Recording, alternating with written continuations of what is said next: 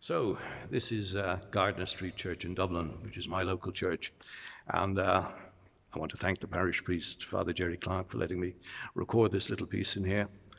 Last piece I recorded, I was talking about Christmas being a feast for children.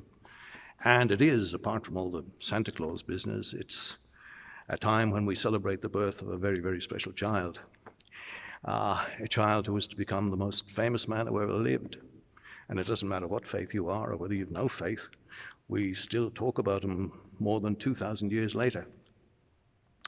And in churches all over the world, the scene of that first Christmas, that special birth, is recreated. And in schools, the children stage plays, nativity plays, to recreate the events. And that's sort of the theme of this piece. It's called Journey Back to Christmas, and it's written by a lady called Gwen Dunn. Don't know very much about her, except that she wrote this poem, and I think it's rather beautiful. I've recorded it for radio, and I've read it at the National Concert Hall, so it's a favorite piece of mine, so I hope you're going to enjoy it. Journey Back to Christmas. I ran to the church, ran all the way with hay from the pet shop for our Christmas play. I'd had to wait for the hay and rehearsal was over. I was late. Panting up the steps, I heard the high church clock strike 4. They'd all gone. I pushed the thick door and was suddenly in quiet. All the town's din gone. One yellow light shone beyond the long, high, shadowy place on a tablecloth with lace. That's the altar, our teacher said. Now she saw me, smiled and called, "Got the hay, Tim? Good. Now come and spread it carefully about." She went out, and I was alone in that big tent of stone. It smelt of dust and flowers. I walked along a lane between seats to the manger. That wasn't the church's, that was ours. We'd bought hardwood, made a trough, 4 legs of batten sandpapered off. The trough felt cold, so I filled it with hay, warm hay, smelling of rabbits and summer.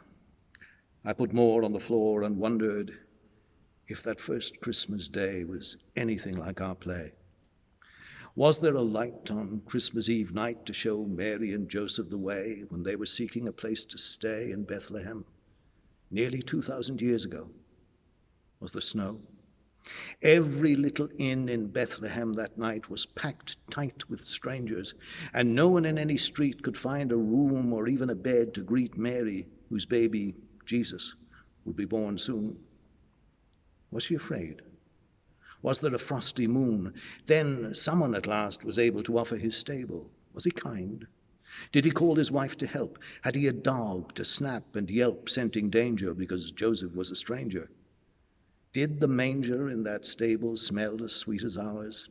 Did Mary's donkey push a grey-brown face into that manger? I put mine in ours and sniffed up ghosts of flowers.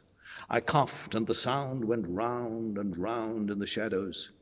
The church felt higher, full of darkness, cold and wide, miles from the street outside. Under the light by the altar was a black chair. I put it by the manger for Jean. She's Mary in our play.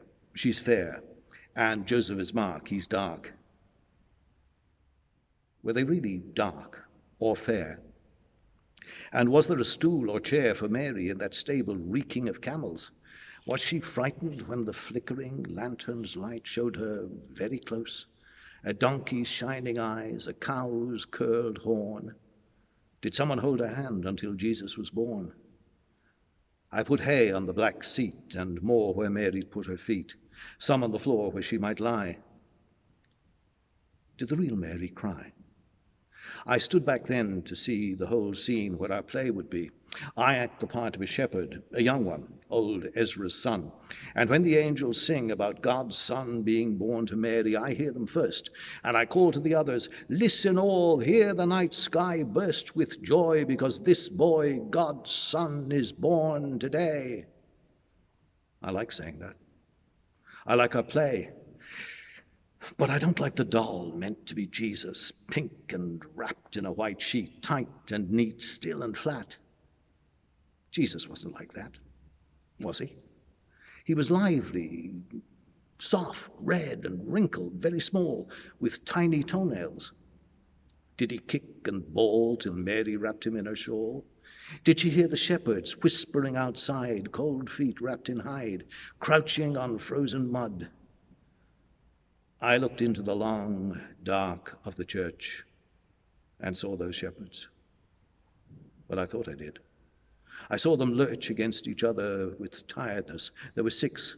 There are six in our play. A tall one, black-bearded, and his brother, an old man and his son, a round-faced one, and one other, a boy like somebody I'd met.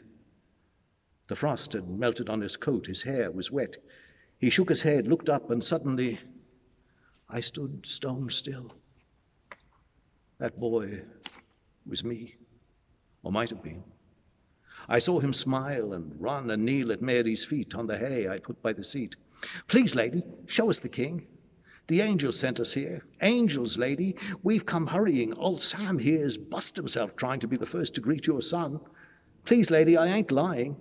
I don't know much, but I heard that singing. We all heard it, didn't we? Dong dinging it was, all clap banging round the stars, like bells and pipes and drums and bird calls and all music. It made old Sam here dance. It did, didn't it, Sam? Show us the king, ma'am. We never had much to bring, but we brought what we could, and that's all good. Lady, show us the king. God's son, the angel said, though I don't see how that can be, you being ordinary, though your face is sweet. Show us the king, lady."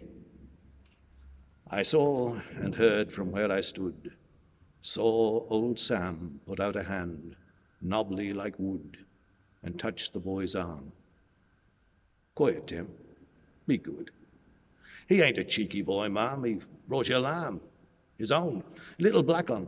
Be a fine sheep when that's grown, and here's cheese, a couple of fleeces and a goat skin. I hope that's all right, us coming in. You see, the message was that you'd be here waiting with your baby to bring cheer to us shepherds, and all men.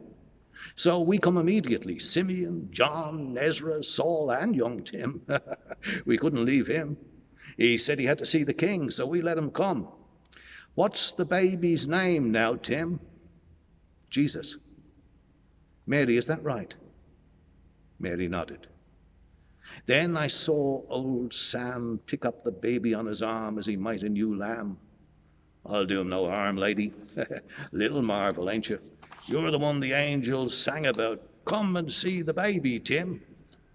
Then Tim, who looked like me, touched the baby. I couldn't see Jesus' face. I wished I was in the boy's place. I wished the baby in our play was real, a real baby Jesus, alive and warm to feel.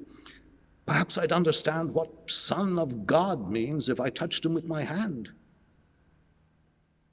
The shadows swallowed the shepherds. My feet felt cold, haze not very warm on a stone floor. I walked along that lane towards the door. The clock wheezed overhead, ready to chime. "Still here, Tim? Do you know the time? You must be cold." You'd think they could have found something better than hay for a newborn king on a winter's day. From the door where we stood, we looked at the manger under the light. "Yes, Tim, you would."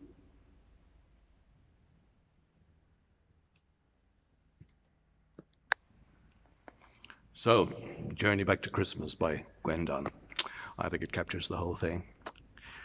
So, it's been a very strange year. Let's hope next year is a bit better.